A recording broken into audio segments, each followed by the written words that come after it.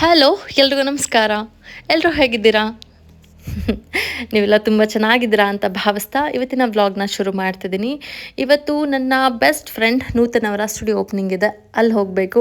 ಅದಕ್ಕೆ ನಾನು ನನ್ನ ಸ್ಟುಡಿಯೋಗೆ ಬೇಗ ಬಂದಿದ್ದೀನಿ. ಸೊ ಎಲ್ಲ ಕೆಲಸಗಳನ್ನ ಬೇಗ ಕಂಪ್ಲೀಟ್ ಮಾಡ್ಕೊಳ್ಳೋಣ ಅಂತ ಹೇಳಿ.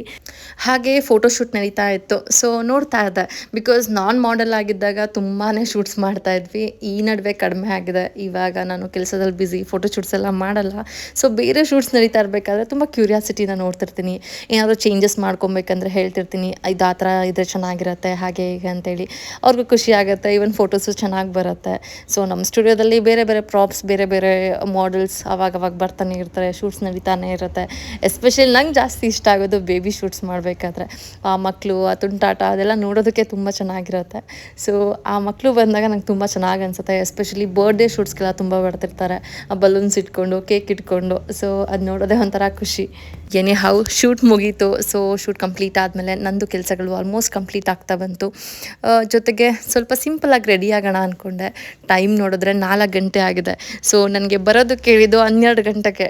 12 ಗಂಟೆಯಿಂದ 4 ಗಂಟೆವರೆಗೂ ಏನು ಮಾಡ್ತಾ ಇದ್ದೆ ಅಂತ ಹೇಳಿದ್ರೆ, ಏನು ಹೇಳಿ ನಾನು, ನಮ್ಮ ಸೋ ಕಾಲ್ಡ್ ಬೆಸ್ಟ್ ಫ್ರೆಂಡ್ಸ್ಗೆ ನಾವೇನಾದರೂ ಆನ್ ಟೈಮ್ಗೆ ಹೋಗಿಲ್ಲ ಅಂತ ಹೇಳಿದ್ರೆ ನಮ್ಮನ್ನ ಫ್ರೆಂಡೇ ಅಲ್ಲ ಅಂತ ಹೇಳಿಬಿಡ್ತಾರೆ ಅವರು. ಎಂತ ಮಾಡೋದು? ಅವ್ರಿಗಿದೆಲ್ಲ ಅರ್ಥನೇ ಆಗಲ್ಲಲ್ಲ. ನಮಗೂ ಕೆಲಸ ಇರುತ್ತೆ. ಸೊ ನಾವು ಸ್ವಲ್ಪ ಬ್ಯುಸಿ ಇರ್ತೀವಿ ಅಂತ ಹೇಳಿ ಜಾಸ್ತಿ ಏನಾದರೂ ಮಾತಾಡಿಬಿಟ್ರೆ, ಓ ಹೌದಮ್ಮ, ನೀವು ಮಾತ್ರ ಬ್ಯುಸಿ, ನಿಮಗೆ ಮಾತ್ರ ಕೆಲಸ ಇರೋದು, ನಾವೆಲ್ಲ ಇಲ್ಲಿ ಖಾಲಿ ಪೀಲಿ ಓಡಾಡ್ತಾ ಇದ್ದೀವಲ್ವಾ ಅಂತ ಹೇಳ್ತಾರೆ. ಎನಿಹೌ ಸೊ ಕೆಲಸ ಎಲ್ಲ ಮುಗಿಸ್ಕೊಂಡು ನಾನು ಸ್ವಲ್ಪ ಲೈಟಾಗಿ ರೆಡಿ ಆಗೋಣ ಅಂತ ಹೇಳಿ ಸಿಂಪಲಾಗಿ ರೆಡಿ ಆದೆ. ಸೊ ನಾನು ಡಿಸೈನ್ ಮಾಡಿರುವಂಥ ಕಾಸ್ಟ್ಯೂಮ್ ಇದು. Red is always like centre of attraction ಥರ ಇರುತ್ತೆ. ವೈಬ್ರೆಂಟ್ ಕಲರ್ ಅದು. ಸೊ ನನಗೆ ಸಿಂಪಲಾಗಿ ರೆಡಿ ಆಗೋದು ತುಂಬ ಇಷ್ಟ ಆಗುತ್ತೆ. ಹಾಗಾಗಿ ಲೈಟಾಗಿ ರೆಡಿ ಆದೆ. ಸೊ ಅವ್ರು ಹೇಳಿದ್ರು, ಫೋಟೋಗ್ರಾಫರ್ ಚೆನ್ನಾಗಿ ಕಾಣಿಸ್ತಿದ್ದೀರಾ, ಒಂದು ಫೋಟೋ ಶೂಟ್ ಅಥವಾ ಏನಾದರೂ ವೀಡಿಯೋ ಏನಾದರೂ ಮಾಡ್ಕೊಳ್ಳೋಣವಾ ರೀಲ್ಗೆ ಅಂತ ಹೇಳಿ. ಫೈನ್, ಯಾಕೆ ಬೇಡ ಅಂತ ಹೇಳಿ ಒಂದು 5 ನಿಮಿಷ ಕ್ವಿಕ್ಕಾಗಿ ಶೂಟ್ ಮಾಡ್ಕೊಂಡ್ವಿ. ಬಿಕಾಸ್ ಟೈಮ್ ಆಗ್ತಾಯಿತ್ತು.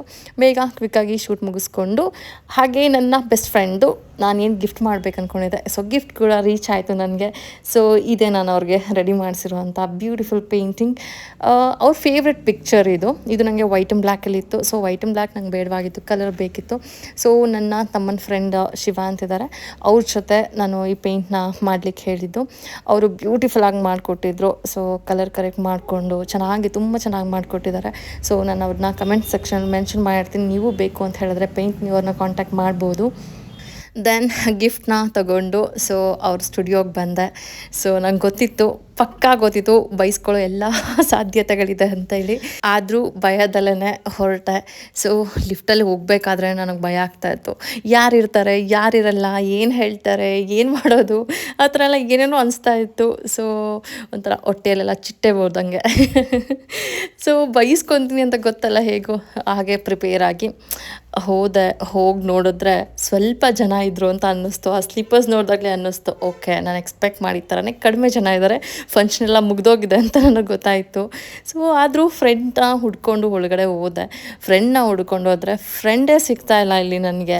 ಒಳಗಡೆ ಎಲ್ಲ ಹೊಸ ಜನ, ಯಾರಂತ ನನಗೆ ಗೊತ್ತಿಲ್ಲ, ನಾನು ಯಾರಂತ ಅವ್ರಿಗೆ ಗೊತ್ತಿಲ್ಲ. ಅವ್ರು ನನ್ನನ್ನು ಮಾತಾಡ್ಸಲ್ಲ, ನಾನು ಅವ್ರನ್ನ ಮಾತಾಡ್ಸಲ್ಲ. ಈ ಫ್ರೆಂಡ್ ನೋಡಿದ್ರೆ ಸಿಗ್ತಿಲ್ಲ. ಅವ್ರ ಅಪ್ಪ ಅಮ್ಮನ ಕೂಡ ನನಗೆ ಯಾವತ್ತೂ ಭೇಟಿ ಆಗಿರಲೇ ಇಲ್ಲ. ಸೊ ಏನು ಮಾಡೋದಂತ ಗೊತ್ತಾಗ್ತಿಲ್ಲ. ಫುಲ್ ಕನ್ಫ್ಯೂಸ್ ಆಗ್ತಾಯಿತ್ತು ನನಗೆ, ಎಲ್ಲಿ ಹೋದ ಇವನು ಅಂತ ಹೇಳಿ. ಸೊ ಅಷ್ಟರಲ್ಲಿ ನೂತನ್ ಅವರಮ್ಮ ದೇವ್ರ ಥರ ಬಂದು ಮಾತಾಡ್ಸೋಕ್ಕೆ ಶುರು ಮಾಡಿದ್ರು. ಫೈನಲಿ ದೇವ್ರೆ ಅಷ್ಟು ದೂರದಿಂದ ಬಂದ್ರು ಅಟ್ಲೀಸ್ಟ್ ಯಾರೋ ಸಿಕ್ಕಿದ್ರಲ್ಲ ಅಂದ್ಕೊಂಡು ಮಾತಾಡಿಕೊಂಡು ಎಲ್ಲರ ಹತ್ರ ಮಾತಾಡಿ ಸ್ಟುಡಿಯೋ ಚೆಕ್ ಮಾಡ್ತಾಯಿದ್ದೆ, ಹೇಗೆಲ್ಲ ರೆಡಿ ಮಾಡಿದ್ದಾರೆ ಅಂತ ಹೇಳಿ. ಎಲ್ಲ ಇವೆಂಟ್ ಅವ್ರು ಅನಿಸುತ್ತೆ ಮೇ ಬಿ ಸುಸ್ತಾಗಿ ಮಲ್ಕೊಂಬಿಟ್ಟಿದ್ದಾರೆ. ಫ್ರೆಂಡ್ ಇಲ್ಲ ಅಂದರೆ ಅಬ್ಬಬ್ಬಾ, ಅರ್ರೇ ಇಲ್ಲಿದ್ದಾನೆ ನೋಡಿ ನನ್ನ ಫ್ರೆಂಡು, ಎಷ್ಟಿರ್ಬೇಕು ಇವನಿಗೆ ಅಂತ ಹೇಳಿ. ನಾವೆಲ್ಲ ಬೆಸ್ಟಿ ಅಂತ ನಾನಿಲ್ಲಿ ಒದ್ದಾಡ್ತಾ ಇದ್ದರೆ ಅವನು ಬೆಸ್ಟಿನೋ ಗರ್ಲ್ ಫ್ರೆಂಡು ಸಾರಿ ಗೊತ್ತಿಲ್ಲ ನನಗೆ, ಅವ್ರ ಜೊತೆ ಫುಲ್ ಬ್ಯುಸಿ ಆಗಿದ್ದಾನೆ. ನಂಗೆ ಎಷ್ಟು ಕೋಪ ಬಂದಿರಬೇಡ ಹೇಳಿ. ಆವಾಗ ಎಲ್ಲ ಕಡೆ ಹುಡುಕ್ತಾ ಇದ್ದೀನಿ, ಆಸಾಮಿ ಪತ್ತೇನೇ ಇಲ್ಲ. ಇಲ್ಲಿ ನೋಡಿದ್ರೆ ಯಾವುದೋ ಹುಡುಗಿ ಜೊತೆ ಮಾತಾಡ್ಕೊಂಡು ನಿಂತಿದ್ದಾನೆ. ಕೋಪ ಬಂದಿದೆ, ನೆಕ್ಸ್ಟ್ ಟೈಮ್ ನೋಡ್ಕೊತೀನಿ ಅಂತೇಳಿ ಸುಮ್ಮನೆ ಸ್ಮೈಲ್ ಮಾಡಿದೆ. ತಂದಿರೋ ಗಿಫ್ಟ್ ಕೊಟ್ಟು ವಿಶ್ ಮಾಡಿ ಆ್ಯಕ್ಚುಲಿ ತುಂಬ ಖುಷಿ ಆಯಿತು. ಬಿಕಾಸ್ ನಾನು ಮತ್ತು ನೂತನ್ ಅವರು ಒಟ್ಟಿಗೆ ಬಿಸ್ನೆಸ್ ಶುರು ಮಾಡಿದ್ದು. ಸೊ ನಾವಿಬ್ಬರೂ ಗ್ರೋತ್ ಆಗ್ತಿರೋದು ನೋಡಿದ್ರೆ ಚೆನ್ನಾಗಿ ಅನಿಸುತ್ತೆ. ಹಾಗೆ ಸ್ಟುಡಿಯೋ ಟೂರ್ ಮಾಡಿದೆ, ಒಂಥರ ಚೆನ್ನಾಗಿತ್ತು ಡಿಫ್ರೆಂಟಾಗಿ. ಮೈಸೂರಲ್ಲಿ ಈ ಕಾನ್ಸೆಪ್ಟ್ ತುಂಬ ಕಡಿಮೆ. ಇವಾಗ ನೋಡಿ ಇವಾಗ ಬರ್ತಾನೆ, ಅರೇ ನೀನು ಇಲ್ಲೇ ಇದೆಯಾ ಅಂದ್ಕೊಂಡು. ಅದಕ್ಕೆ ಹೇಳಿದೆ ವಿಡಿಯೋ ಮಾಡ್ತಾ ಇದ್ದೀನಿ, ಮಾಡಿಕೊಂಡು ನಿನ್ನ ಹತ್ರ ಬರ್ತೀನಿ ಮಾತಾಡ್ತೀನಿ ಅಂತ ಹೇಳಿ. ಸೊ ಅವ್ರದ್ದು ನೂತನ ಅವರಮ್ಮ ನನಗೆ ಅದೆಲ್ಲ ಸ್ಟುಡಿಯೋ ತೋರಿಸ್ತಾ ಇದ್ರು, ಎಲ್ಲೆಲ್ಲಿ ಏನೇನು ಇಟ್ಟಿದ್ದಾರೆ ಹೇಗಿದೆ ಅಂತೆಲ್ಲ. ಸೊ ಅದನ್ನೆಲ್ಲ ಚೆಕ್ ಮಾಡಿದೆ. ನನಗಂತೂ ಚೆನ್ನಾಗಿ ಅನ್ನಿಸ್ತು ಕಾನ್ಸೆಪ್ಟ್.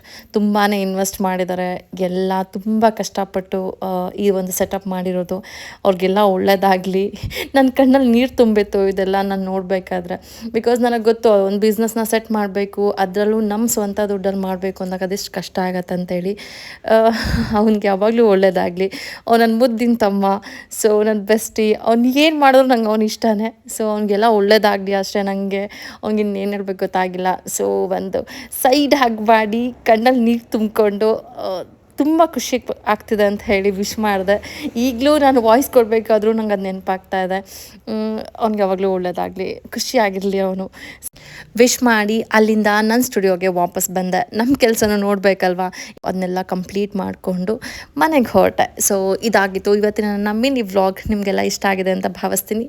ಮುಂದಿನ ವ್ಲಾಗಲ್ಲಿ ಸಿಗೋಣ. ಅಲ್ಲಿವರೆಗೂ ಟೇಕ್ ಕೇರ್, ಬಾಯ್, ನಮಸ್ಕಾರ.